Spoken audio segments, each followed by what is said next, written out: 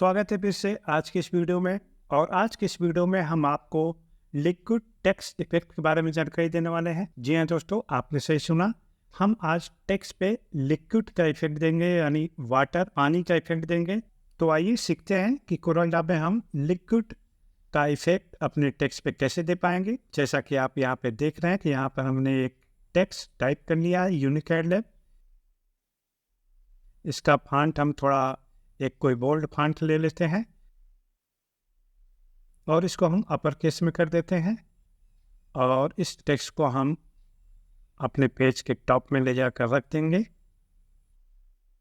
और उसके बाद इसको हम कन्वर्ट टू कर्व करेंगे। ये हमारा टेक्स्ट कन्वर्ट टू कर्व यानी लॉक हो गया, कर्व हो गया। अब हम शेप टूल में जाएंगे और इसे यहाँ पर आपको जूम करके दिखाते हैं। शेप टूल में गए और नीचे के पोजीशन से हम इसको सेलेक्ट करेंगे और उसके बाद पॉइंटर से पकड़ के इसे हम नीचे ड्रैग कर देंगे कुछ इस तरह से, पेज के बिल्कुल लास्ट पोजीशन तक। ये हमारा यहाँ पर देख रहा है कि ये टेक्स्ट इस तरह से स्ट्रेच हो गया। ये हमारा टेक्स्ट कुछ इस तरह का तैयार हो गया। अब हम यहाँ पे जाएंगे स्मीयर टूल में और यहाँ से इसे सिलेक्ट करके ड्रैग कर देंगे और इधर हम दूसरे साइड से सिलेक्ट करके स्मीयर टूल का यूज करेंगे।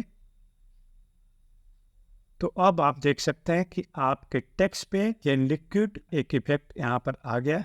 इस इफेक्ट को आप कलर चेंज करके भी देख सकते हैं कि आपका ये इफेक्ट कैसा दिखता है।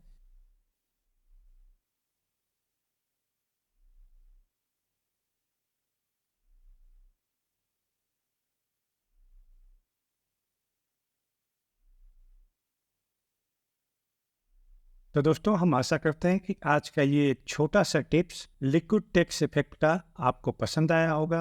एक नए वीडियो के साथ हम फिर मिलते हैं। Take care, bye bye.